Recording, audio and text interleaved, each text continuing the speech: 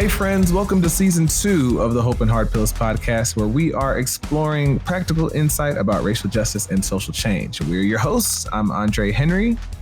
And I am Alicia T. Crosby. Hey everybody. We are super pumped to be back with you for another season. And on our season opener, we have, drumroll, Bree Newsome, Bass. And the crowd goes wild. Wild. So many of y'all have heard of Bree. Some of you, this will be your first time getting to know her, but she is incredibly dope. Bree is an artist who drew national attention in 2015 when she climbed the flagpole in front of the South Carolina Capitol building and removed a Confederate battle flag that was originally raised in 1961 as a racist statement of opposition to the civil rights movement and lunch counter sit-ins occurring at the time. Calling Bree an artist is only talking about part of what Bree does.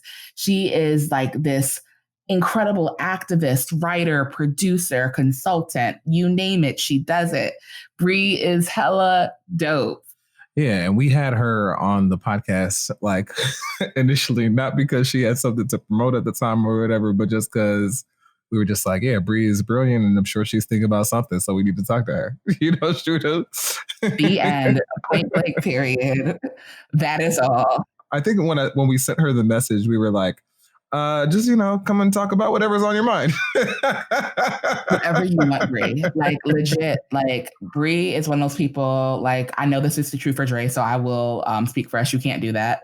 But Bree is one of those people whose voices that I personally make sure that I listen to, and I listen to at all times. And so she's like at the top of all of my news feeds on social media, because like when she speaks, she's speaking and there's something worth listening to. Yeah. She's phenomenal. She's a truth teller. She's badass. And you're going to find out when we kick it to our interview with her why it is that both Andre and I value her so much as a human, but also as someone who is deeply involved and deeply cares about movement here in the US right now. But before we get to that interview with Bree, we actually have a new segment that we want to share with y'all. So in keeping with Hope and Hard Pills, we actually have something new this go round called Hope Notes. And later in the show, we'll introduce Hard Pills. But the Hope Notes segment, actually both of these segments are going to help us do the crucial work of finding joy and also sharing what concerns us in the midst of working for racial justice and social change. Yeah, ahead of getting into our conversation with Bree, we want to talk about what's given us hope today. So yeah, Dre, what's today? Like when you think about what's happening in the world, what's something giving you hope? Yeah, that's a great question, considering like we're in the midst of a global anti-racist movement right now. And it does make me hopeful that so many people are activated, even though we wish that we didn't need these movements for racial justice. It's really hopeful for me to see so many people that for the first time are hitting the streets, who are being activated in whatever way is appropriate to them, whether that's writing letters or whatnot.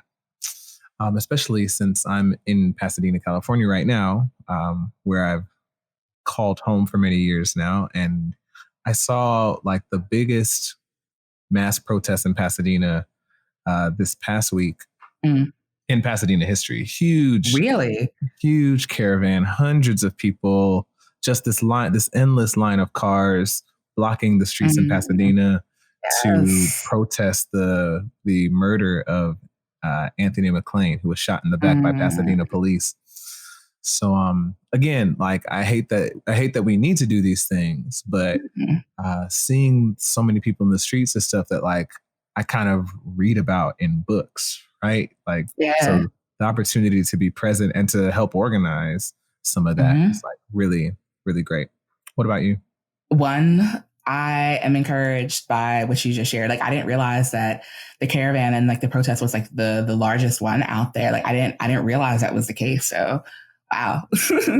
Yeah. I think my hope note this week is coming from the fact that a friend of mine sent me a present. So I've got this awesome friend who is a pastor and someone who commits to racial justice within her church denomination. Her name's Tahina. Mm-hmm. And yesterday, Tahina sent me and my partner masks. So one of the things that she's been doing over the course of coronavirus, like many others, is trying to figure out like what she could do for the people that she loves around her. And so she knows how to sew. And so she's been sewing masks. And yeah, I got mine in the mail yesterday. And so the reason why it's my hope note this week, aside from the fact that I think Tahina is kick-ass, is the fact that I'm reminded of all the small ways that people are caring for one another.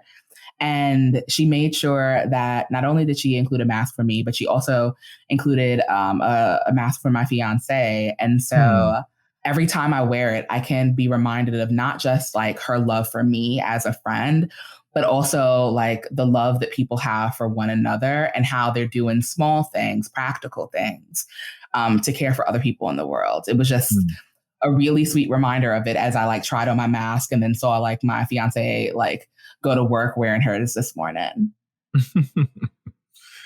Wonderful. Yeah.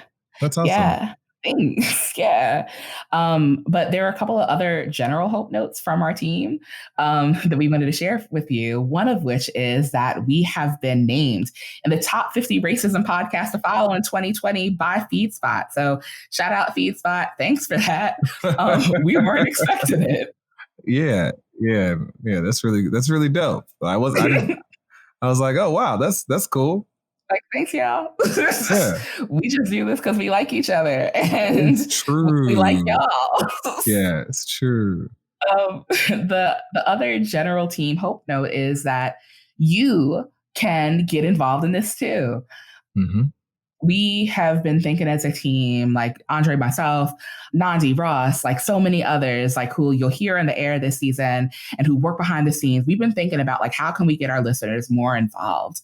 And one of the things is we want to invite you to share your hope notes and your hard pills.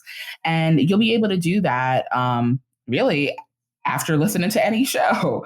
Yeah. And you'll do so by either linking us on social media or using the hashtag HHP podcast.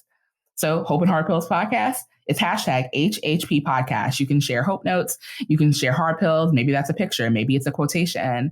I don't know. But whatever your hope notes and hard pills are, you'll be able to share them and we'll be able to join together in community a little bit more fully this go round. With all of that said, I think it's time for us to get into our conversation with Bree. Let's do it.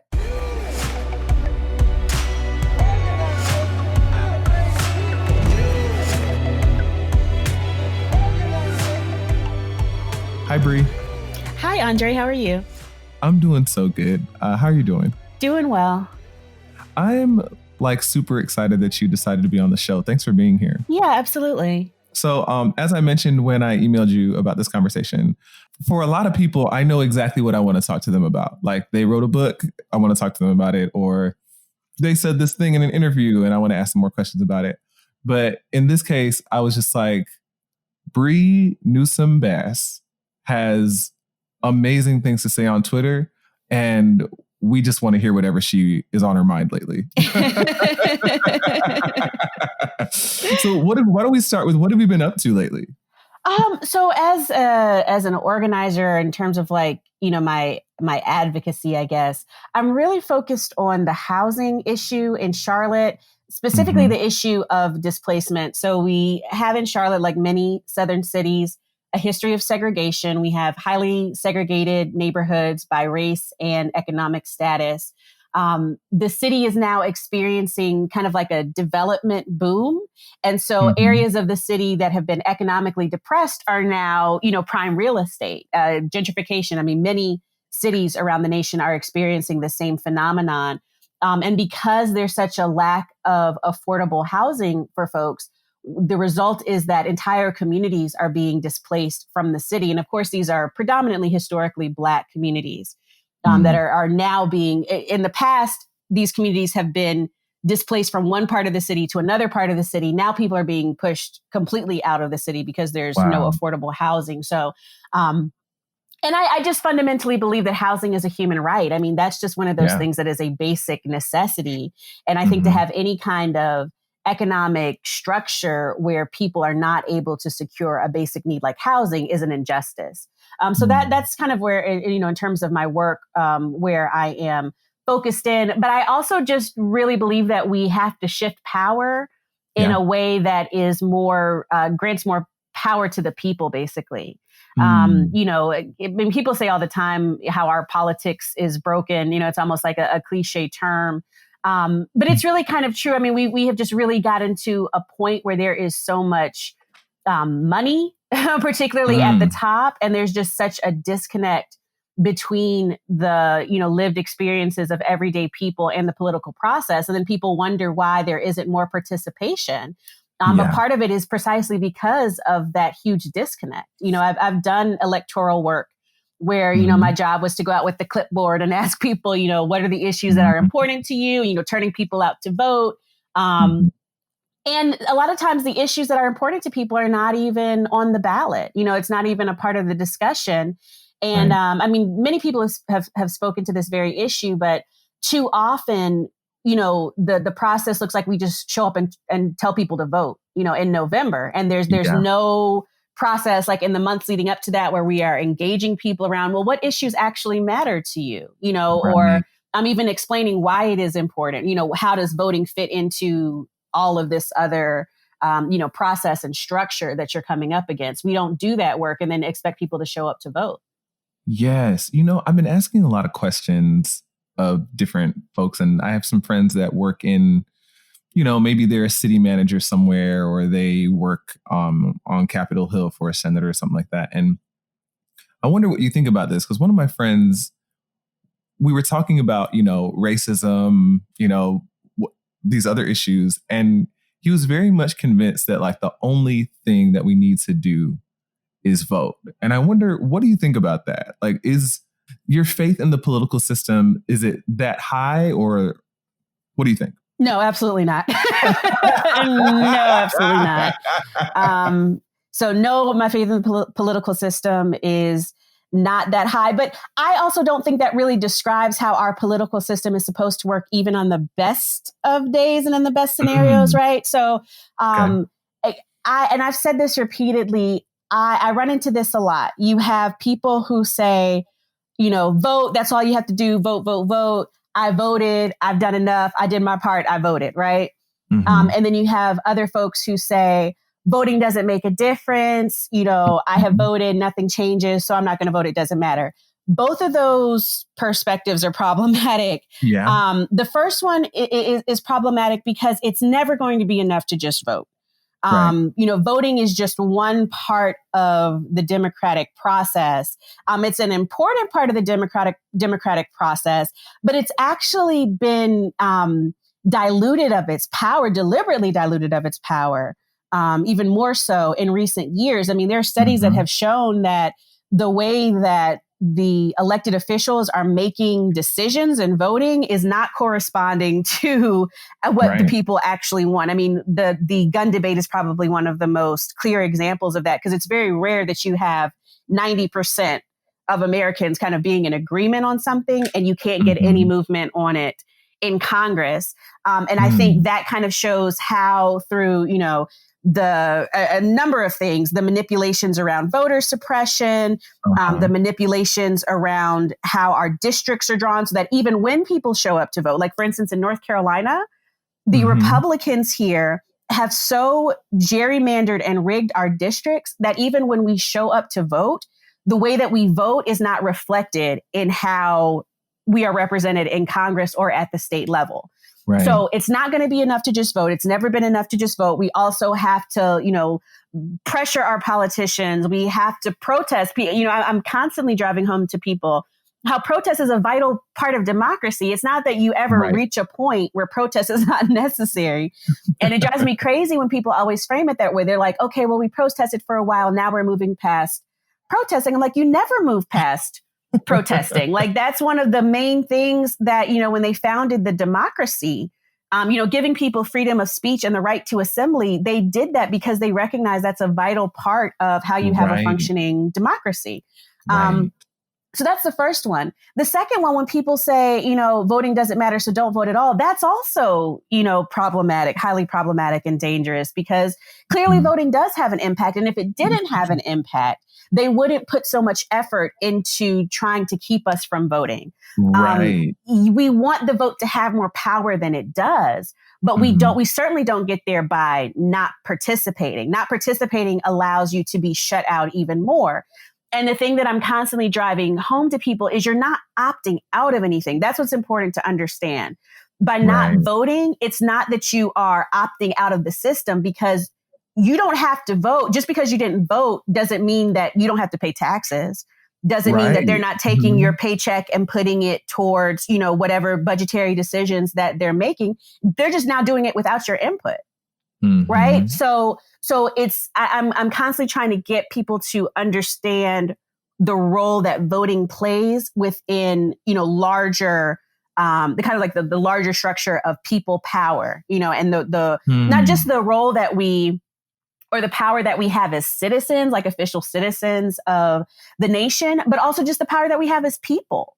I mean, a lot of what I do is really trying to empower disempowered people.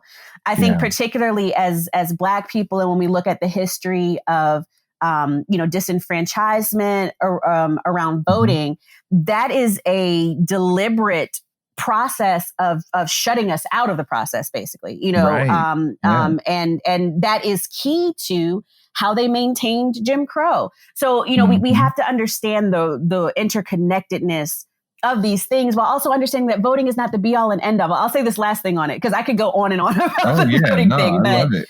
But there's a thing that has really happened since the civil rights movement, I feel, where I don't know exactly how this narrative got created, but it was kind of like this narrative that voting was the be all and end all of the civil rights movement. And so now that we have the Voting Rights Act, which we actually don't have anymore since they've gutted it before it even reached its 50 years. But this idea that since now we are, at least on paper, permitted to vote, that everything has been accomplished. That was never like the goal of the civil rights movement was racial equality. It was, desegregation.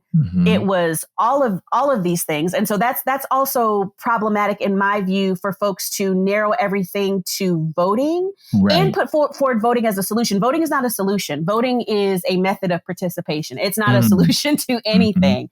And we did not vote our way into having voting rights. We had a sustained years-long movement of civil disobedience that resulted in us having the right to vote. And it is dangerous for us to think that all we have to do going forward now is to vote, especially since they are finding new ways to strip us of voting rights. Yes. I think, I graduated from seminary a few years ago. And in order to graduate, I had to take a beginning Hebrew class.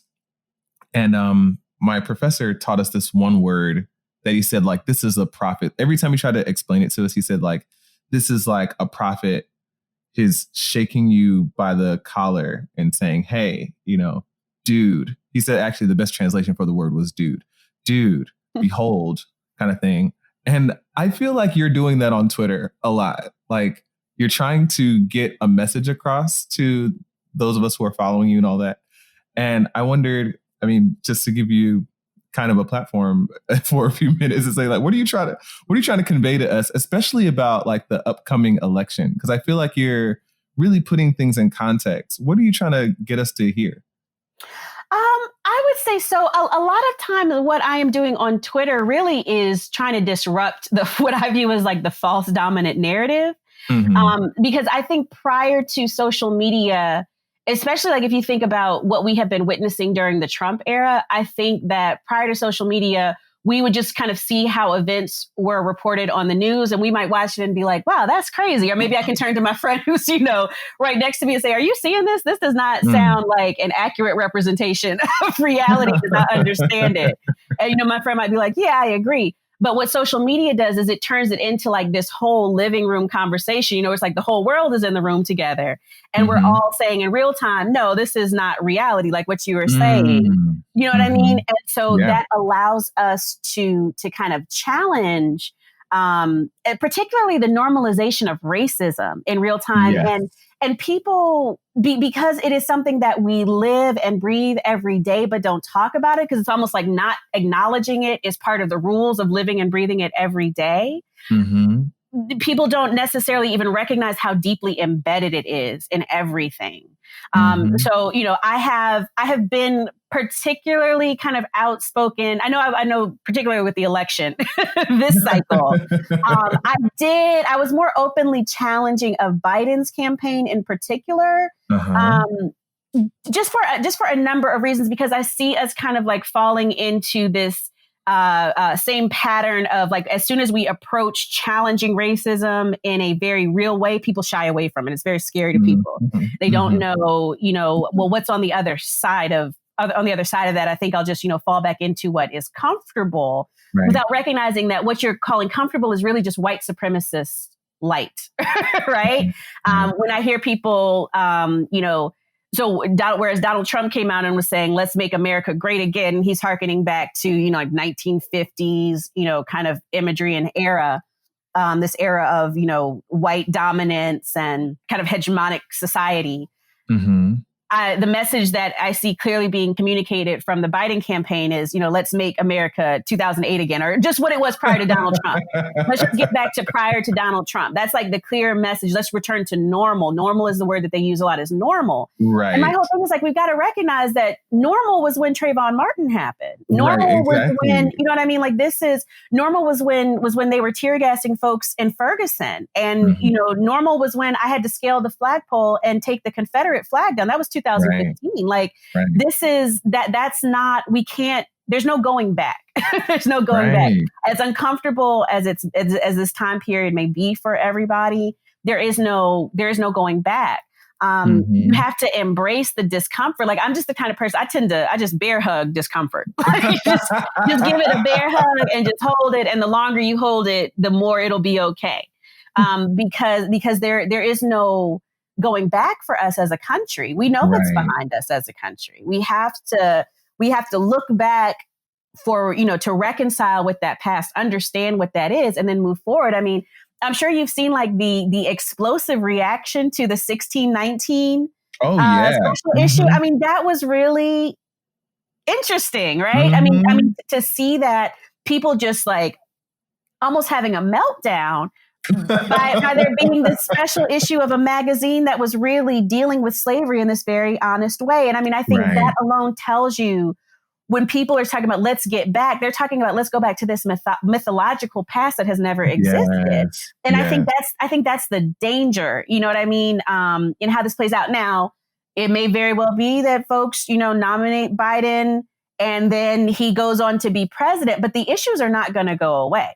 And so like when I'm on Twitter, I'm just ringing the alarm because I'm like, hey, y'all, like reality is still here. I mean, like we can do whatever we want to do, but reality is going to keep on being its thing. Like it's not, reality doesn't bend and shape to what we want it to be. It's the same thing with like the white supremacist terrorism. Like you can ignore it if you want to. This is going to be a thing because it is a thing. Like you simply trying to will it away and closing your eyes and putting your fingers in your ears doesn't change the reality that we have like many young white men who are armed to the teeth and are very much influenced by this white supremacist ideology that has been normalized in this era. So, like to me, there's just, I see more danger and discomfort in, ignoring reality than in dealing with it. And that's kind of how I use my Twitter feed. What makes you hopeful about change? I'm hopeful about change because I know it can happen because we've seen the past. I mean, the only reason that I'm not in bondage right now is because of abolitionists and the Civil War and the civil rights movement and the struggles of the people who came before me. So I know it's possible. And I think that's also why I feel kind of like a moral duty and obligation to do what I can now, to ensure not only that we maintain the rights that we have, but that we continue to expand rights, that we continue to expand human rights and democracy, because we're still not there yet. But I mean, that really is what gives me hope. You can't say that it's impossible. We know that it's possible. Right. We know it's possible because we've seen it done. I think we've got to move with more urgency, though, because I think that there are factors in place. Again, how I speak to the nature of reality, not, the nature of reality kind of being independent. This climate change situation is extremely concerning. Yeah. And that is going to lead to another, layer of conflict. I mean, it already is resulting in other layers of conflict that we are going to be, running into that then intersect with those same issues of human rights and democracy. So, I know that it's possible, but I think we have to act with urgency. I don't think we can accept it as an inevitability. I think that's important to recognize as well, that while it is possible, that change came about because of the enormous sacrifice and effort of the past generations. We have to be willing to carry that forward. Right. Well, Bree, I thank you so much for being on the show. I always appreciate talking with you, and thank you so much for sharing with us today. Absolutely. Thanks for having me.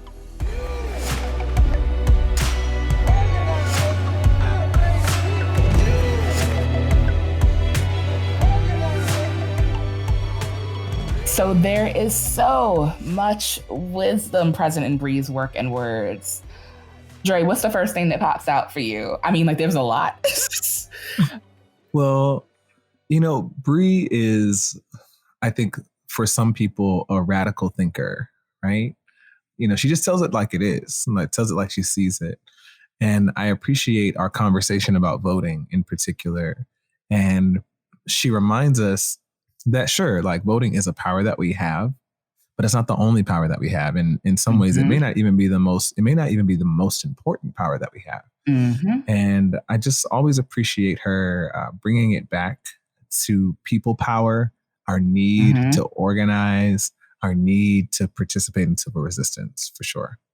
Yeah.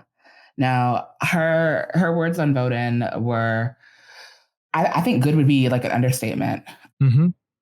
One of the things that concerns me, and actually has concerned me for years, including before I end up with the politics that I have now, is the whole vote or die. That actually used to be a campaign back in the early 2000s. It's what are y'all doing? Vote or die. Vote or die. P. Diddy, shimmy shake. Shiny suits. That was a thing. That was a thing. Oh God, wow. It was terrible. It is terrible because so much of that rhetoric is still built into what we do. We don't have other ways of pushing back at what's going on in the world other than voting. Voting isn't it. Voting is a piece of the pie. It's not the whole pie. Yeah. And I just was deeply grateful for the way that Bree shows up in the world, period.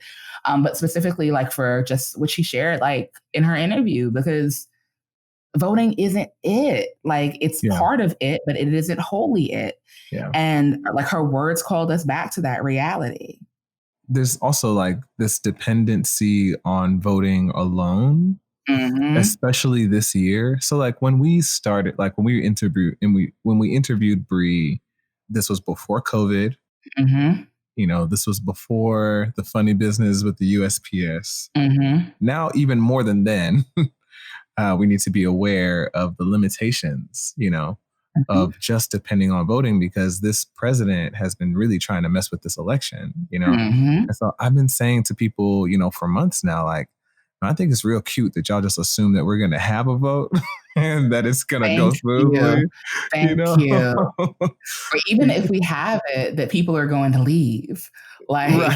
Yeah, right. Yeah, exactly. So this is why it's imperative more than ever, I think, that we be thinking, yes, I think that we should vote, because if nothing else, voting has the power to give legitimacy to whomever, takes power after said vote, which is a crucial political power. And so if we all, say, we want this person or that person, and it doesn't go that way, then we at least have kind of this record, right? As I'm saying that, I'm still thinking about the irony of Donald Trump didn't win the popular vote, and the Electoral College got him in there. But still, it's still good to have even that fact, right? We have that on our side, that we know that the majority of the people didn't vote for him. I think that's the power. So so I'd still encourage people to vote. But every time we talk about revolution, right? Mm-hmm. We need to do something. We need to. Most people respond to my tweets or posts about revolution with, yeah, vote. And I'm like, y'all, yeah, please vote. But I don't know if you can call that a revolution. Oh, Jesus, no. Yeah, I don't think you can. I think also like the thing that's actually coming up for me now is like we're talking about this that I didn't think about at first listen or even second listen of this interview. Like one of the things that Bree actually says towards the end of her interview was speaking about how work done for social change is really happening at the local level.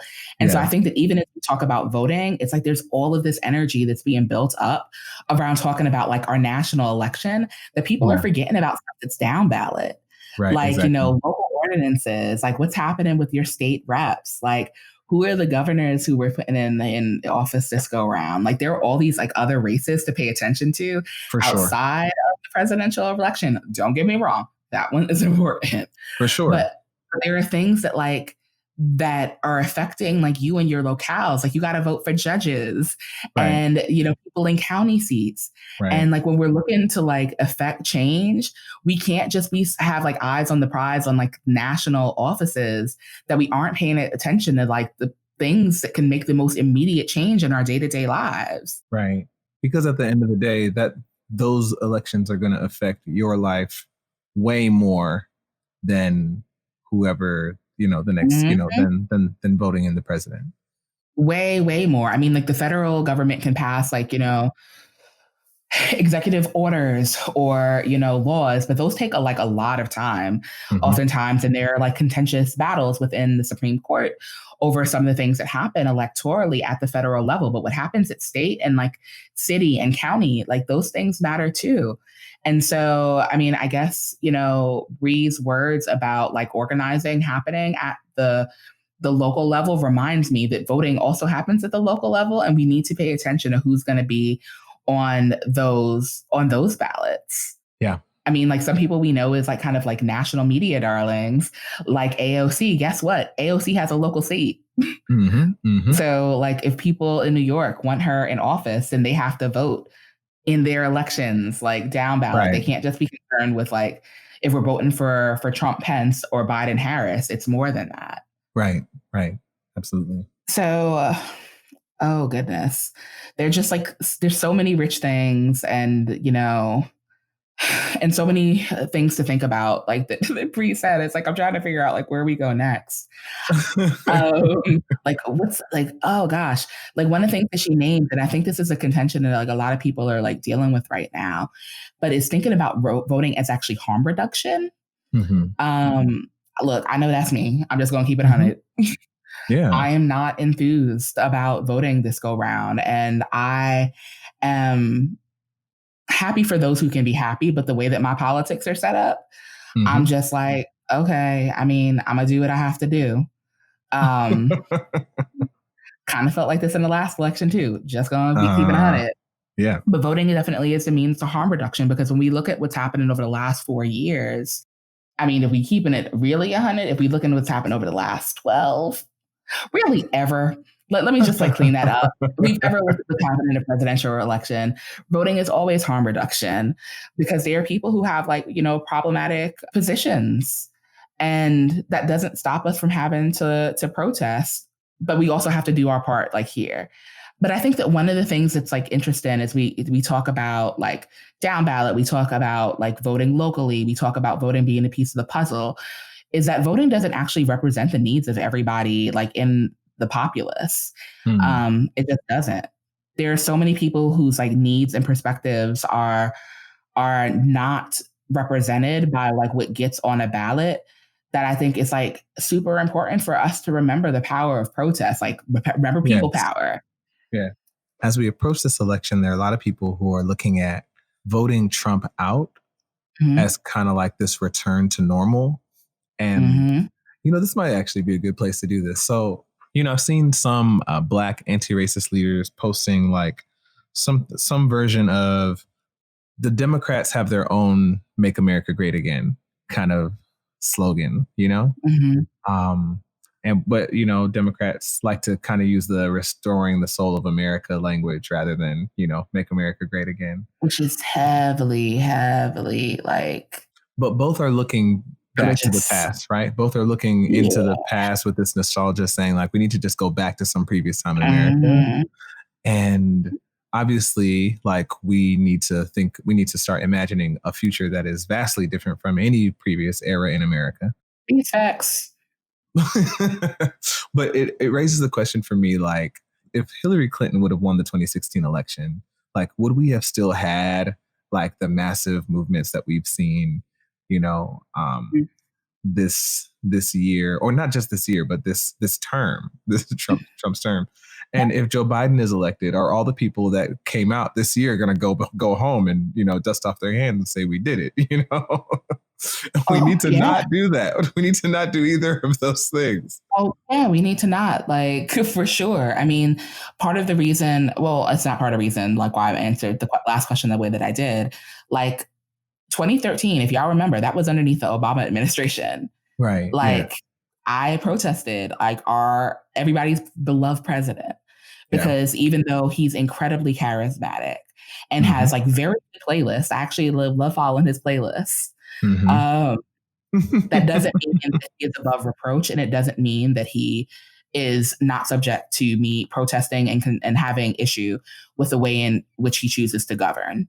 Right. And I think that that's something that like is worth holding on to. Like, when we think about like, even if, Biden and Harris make it into the White House, this don't mean our work stops. Right. And that's another thing I keep reminding people is like the Black Lives Matter movement began under a Black president, and we have to keep that in mind. And so partly why I said, maybe this is a good place to do this, because people got really in their feelings on Twitter about me retweeting this.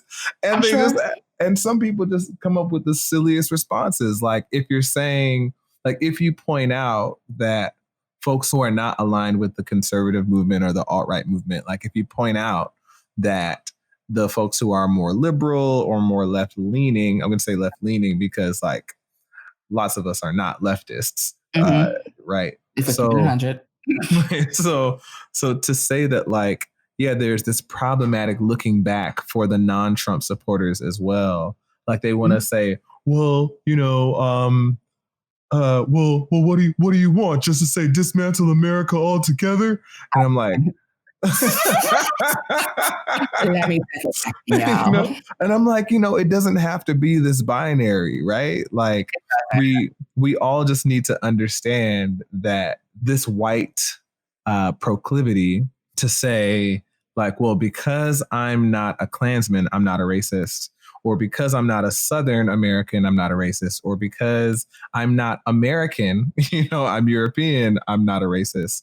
Like, it has to stop. Everyone has to stop looking for like the lowest common denominator or the most virulent example of racism that they can think of to differentiate themselves, and just start focusing on doing the work. Like, this is about eradicating the stuff that we've been talking about. And come on, y'all, like, not saying don't vote for Joe Biden. Like that's kind of the choice that we have right now to get Trump out.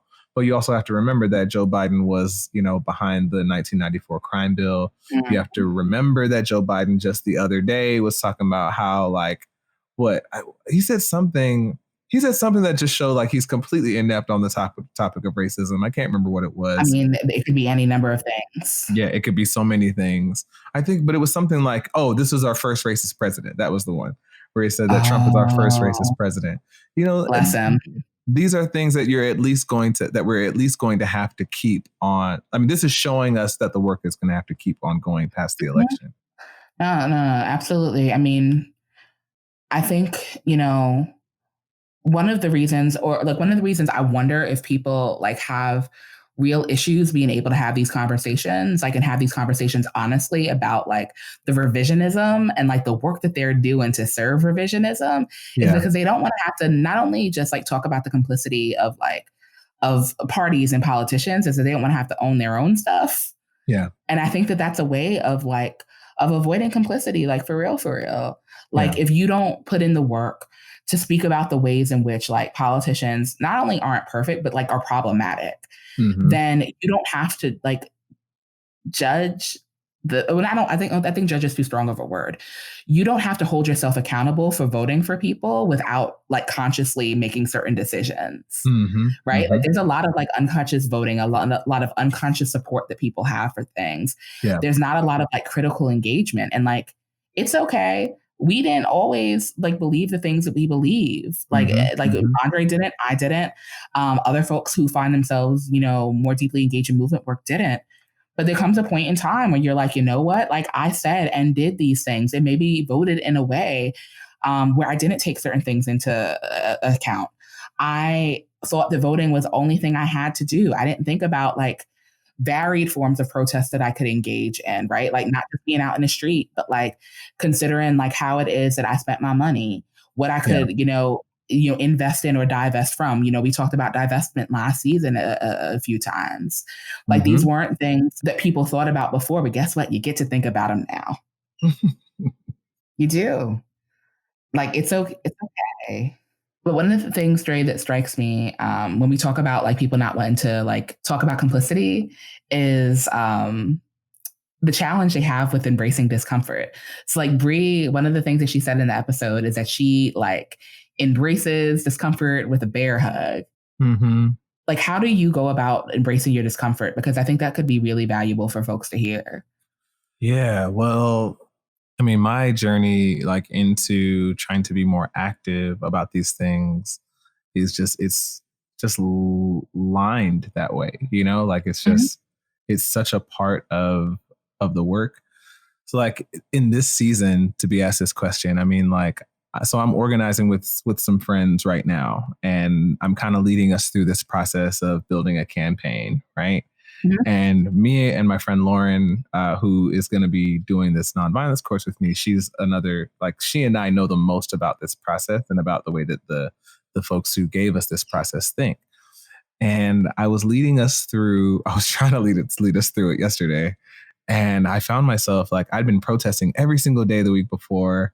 I spent the night on the concrete of a church across the street after the police in Pasadena took this super militarized action against us. And there's been infighting. Like I just came in to this meeting like a bit exhausted. And so I woke up today with this feeling like, I feel like I actually made the process of us going through this particular campaign planning session difficult. Because I didn't show up rested and I didn't show up, you know, I didn't show up on and able to lead in the way that, you know, I would like to. So I was like, I felt like I was snappy and I couldn't even tell you why or what I said, but just like, I feel like yesterday, the way that things came out my mouth was not the way that I thought, not the way they sounded in my head. And it was super uncomfortable, like having to like kind of just name that preemptively, like, guys, I've been thinking about it and da-da-da. And then someone sent me a message and was like, yeah, you were kind of snappy yesterday. And I have this feeling like after I hear that, like something I struggle with is shame. And so I'm like struggling with like, you know, it's okay to make mistakes as, you know, when you're doing this work, and it's okay. And the important thing is to own it.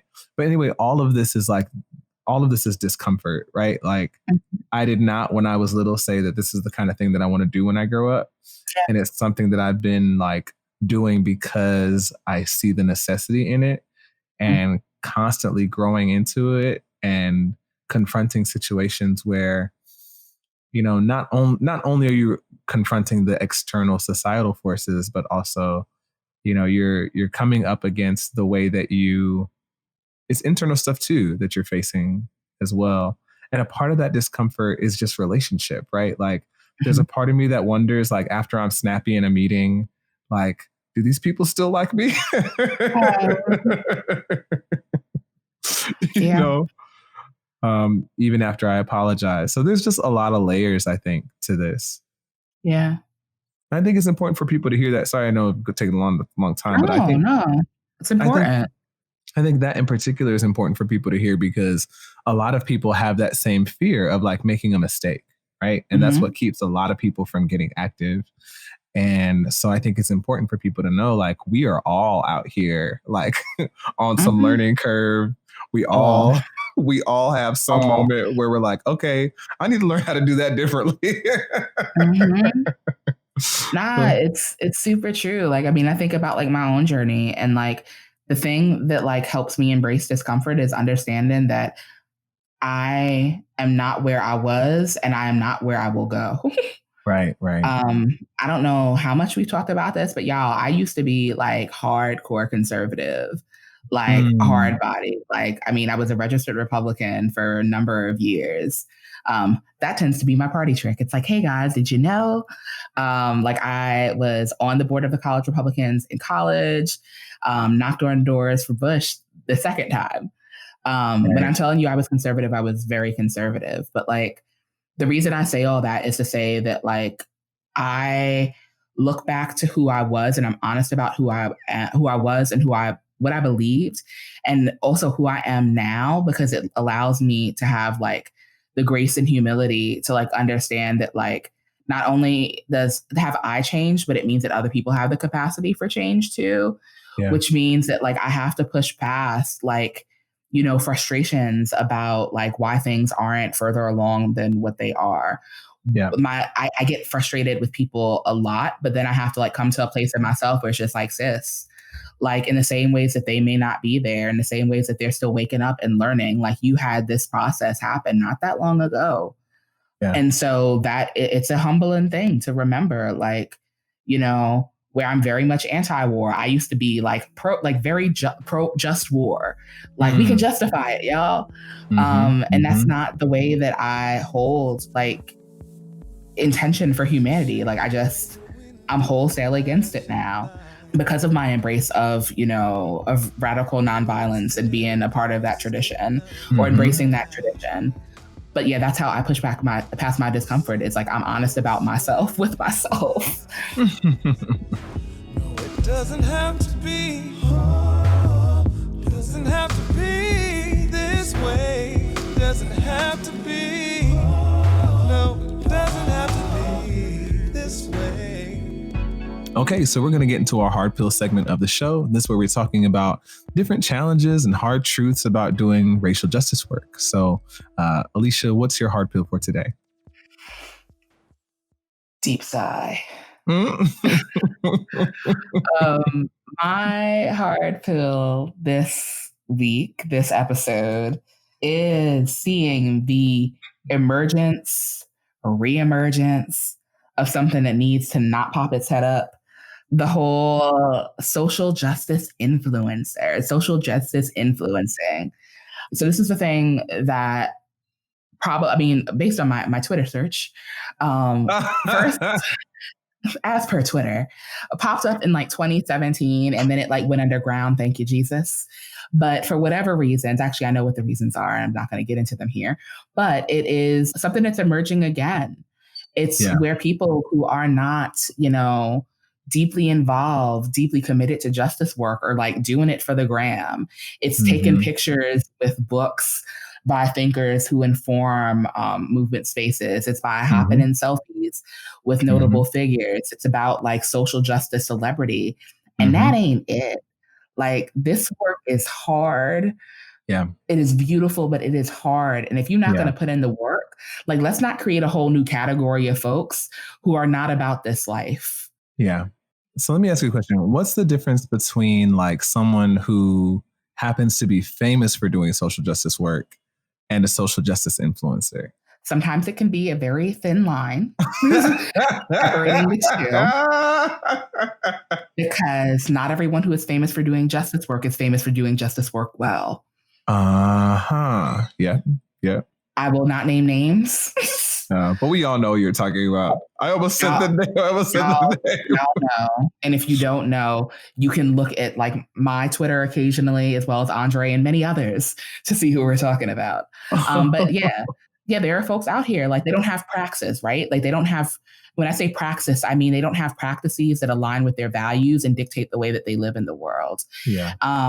And like earlier today, I actually like wrote something online where I said social justice influencing is not a credible thing. people are organizers or activists. If they're out here purporting to be anything else, then you need to call them into alignment with those whose work is actually grounded in justice. There's no room for celebrity on the ground. Yeah. And when I say that, like, there's no room for like people to like posture and like act in privilege. Like if you're about this work, then you about this work. This means you share what you have. It means that you don't like ask for special accommodations unless you have accommodations that are like equitable in nature, right? Right. Like it's one thing to ask for accommodations, like if you or someone, you know, needs them, but not for the sake of like your comfort. Like, nah, that's not what we do. Yeah. So that is my hard pill for the week. Is social justice influencing? You know, I'm just gonna talk about this, you know, because I have been wrestling just with my presence online, you know, like a lot. Like there have been many, many weeks where I'm just like, I want to write like an open letter and be like, y'all, I'm leaving the internet. I'm leaving the social media space for good, because one thing is like, I feel best when I'm writing about social justice stuff when I've actually spent any time in the streets. When those two things are happening at the same time in my life, there is a type of I don't know how to explain it, but there's a feeling that makes me feel like, okay, this is right. Right. A lot of that work is stuff that is not seen on social media because I'm not putting that stuff out there. Plus I shouldn't be, right? Like if we're strategizing about how to create change in this specific city or that specific city, we don't need pictures. We don't need evidence. Yeah, we're not going to be posting no charts and diagrams online. Y'all don't even see all that. Give you the strategy. Yeah. No, that's you know, that's it's the room where it's the room where it happens kind of thing. You know what I'm saying? Exactly. And so because of that, what I have experienced just as a person posting online is that people just don't interact with you as a human being at all. Yeah. You're a brand. And so I realized no matter how much I try to be a full person on social media, every time a tweet comes from my account, it's the same as if Wendy's posted something. You know, that's how people take it though. Like people interact with it like it's Wendy's or Taco Bell or Blockbuster or something like that. They're just like, oh, that's the social justice brand. You know? Yeah, no. And it's not that it's Andre redacted Henry. Yeah. I know Andre's middle name. It's so like, and that is a really frustrating part about this. Yeah. And one of the most frustrating parts about it is, you know, there are two things. One is trying to talk to people and to get them involved in some kind of like change effort, but them looking at it in the same way they would if I were promoting like one of my shows, right? Like, are they going to come to Andre's thing and support Andre's thing? And I'm like, y'all, I mean, you know, the revolution is for everyone. It's not Andre's revolution, you know? Yeah. The second thing is trying to coordinate with other folks who also have a lot of people following them. And you want to sit down for a meeting to talk about some change effort, and they think it's an interview about their book or something like that. You know? Yeah, no, it's a problem. It's a problem. I mean, honestly, Dre, like I think both of our hard pills are definitely interlinked, because if we're in this time where like a culture has moved towards like, or there are elements of our culture that have moved towards like influencers and influencing, things are about brands, things are about books, things are about product and consuming those things. Right. And so it makes it really difficult for people to, one, have genuine interactions, despite, you know, the internet kind of being what Bree referred to as like a big living room. Yeah. It still makes it difficult because people see you as something to be consumed instead of someone to be cared for. Yeah, exactly. Yes. Yeah. Yes. And also the information that you're trying to disseminate is consumed as just content, right? So like Jonathan Smucker talks about how a lot of people engage in activism in the same way that people engage in fashion. And so what we're doing when we retweet or when we, you know, share that article or we share that meme or whatever, like we're really just trying to signal to other people who we are, you know, what our values are. We're trying to create an identity and communicate that identity to other people. And sometimes that takes the place of doing actual work to in this power struggle that we call, racism. Yeah, no, this makes me actually think about something we talked about last season with like the whole social justice or the social media avatars. Yes. Right? Like in this projection of things through this like kind of digital persona. Mm-hmm. Now, this is something I definitely want to chew on, and something that I want to sit with. Okay, yeah. So I mean, I'm with you on this. When we talk about like social justice influencing, at the end of the day, like what we're up against, what we're in is a power struggle. We have to recognize we're in a power struggle, and we have to do those things that, I hate that it is that way, but we have to do those things that wield power, and wage power. And this whole, like, I know all the right things to post. It ain't it, y'all. It's not doing it. It's not. I mean, like, this is part of why we're doing what we do. And like, not even that we do what we do in the way that we do it. Yeah. Like the reason that like this podcast is like set up this way that it is, it's like to push back against like these, dare I say, toxic forms of justice seeking. Like we ask questions of you and of ourselves. Because like part of like figuring out how to wield power is first interrogating it. And we have to interrogate how power functions like in ourselves. Right. And, also part of like power, like in building power and building capacity is understanding how to be collaborative.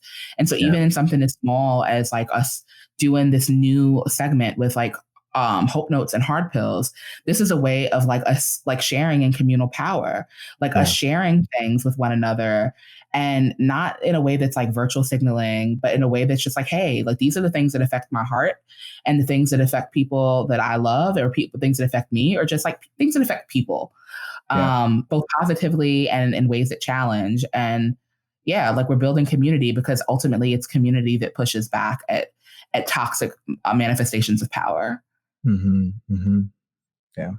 If I could go back and do this again, like I made a conscious decision in starting Hope and Hard Pills to like, I'm about to memify what I'm doing, right? Like I decided like I'm gonna try to communicate my message through memes and stuff like that. And sometimes I wonder if I could go back and make like to where I made that decision, like if I would make that same decision again. I mean, the beautiful thing about decisions is that you can make more of them. Right. I'm not even being snarky in saying that. Like, it's true. I mean, like, yeah, there are things that you did in the past, but like, this is like growth, right? Like, as we see the memification of like really, really serious things, and like, and memification as a way of like highlighting certain types of injustice, like maybe that's not the move anymore. Yeah. And that's something that like you got to discern.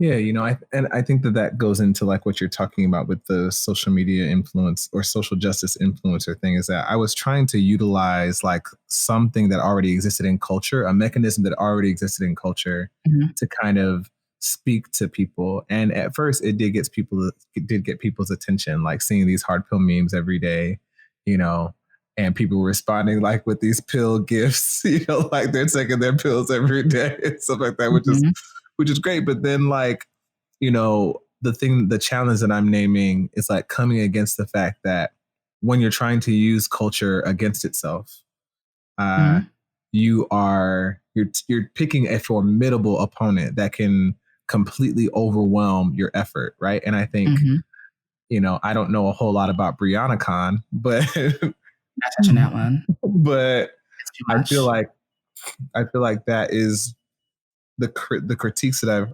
heard of those, and those who are not familiar. Like there's kind of like a convention being put on that's supposed to bring attention to the murder of Breonna Taylor. But it's not it. It's not. Yeah, I mean there are sessions on beauty and money, and then justice is named last. Like people can't see our faces right now as we talk about it, but I think y'all might be able to hear like there's some tension, on my end to be managed about, because again, I don't know all the details, so I'm trying not to be judgmental about it, but I've seen the critiques of the event and they make sense to me, and it makes me think about this thing that I'm that I'm trying to name here, where like when we try to combine like social justice and the culture that we live in as it stands and try to utilize culture to further social justice causes, it's just tricky as hell. But I think in the trickiness, I think that this is the place where questions like liberate us because they help us engage things more deeply and like honestly uncover our motivations, including motivations that may not actually serve the thing that we say that we are serving. That is me both definitely working to not speak about the event that Andre just named, and also a way of segmenting or pushing us to segue into asking this episode's questions. So one of the things that I adore about our show is that we ask a series of questions for reflection during each episode. And, you know, I love it because I'm a professional question asker, but you've also told us that you love it. And so this is something that we're going to keep up with season 2. I mean, you'll hear like a number of hosts, like you hear me and Andre and other people on our team, like much like you did last season, maybe a little bit more. But yeah, we're definitely going to keep up the question asking regardless of like who's on air. So for this week, here are a couple of questions that were asked both on air and that you can reflect on your own. So number 1, what was your first protest? What were you trying to disrupt with your words or actions? What was the outcome? 2, how are you engaged in protests during this season of life? What are you wanting to see change by your participation in these things? What are the ways in which these protests are actively working for change? 3, what are your beliefs around voting and democratic processes? Is this the same or different from what you used to believe? And 4, how are you working to grapple with the discomfort present in a world in which racial justice and other forms of equity are needed for so many groups? What tools are helping you deal with your discomfort? All right, y'all, that's all I got for questions this week. Y'all only have 4. We just starting a season, so you don't have like 10. I don't think we ever actually had that many. But yeah, like, you know, if you want to shoot us a line, like letting us know, you know, what it is that you think, what's been coming up for you with those, like feel free to do that too. We're interested in seeing like how you're learning and growing alongside us as we learn and grow. Well, thanks everyone again for tuning in for the Hope and Hard Pills podcast. This has been super great, and we'll see you next time. Bye, y'all. It's been great being back with you.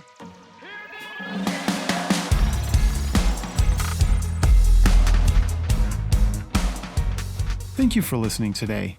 If you like what you heard and you haven't already, please subscribe on your favorite podcatcher. Leaving a rating and review on Apple Podcasts also helps us get into more ears and minds. This podcast is made possible by our incredible patrons.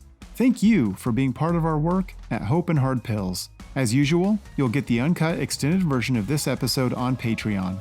We are grateful for you as a listener, and we love being able to provide conversations with these incredible guests for free without ads. If you want to be a part of supporting the work with not only the podcast, but with all Hope and Hard Pills is doing, your best option is to join the Patreon. Look us up at patreon.com/Andre Henry. To go deeper, get subscribed to our email newsletter. Head over to andrerhenry.com and click Join the Movement, where you'll get practical insight on anti-racism and social change every week, and you'll never miss a new article, song, or podcast episode.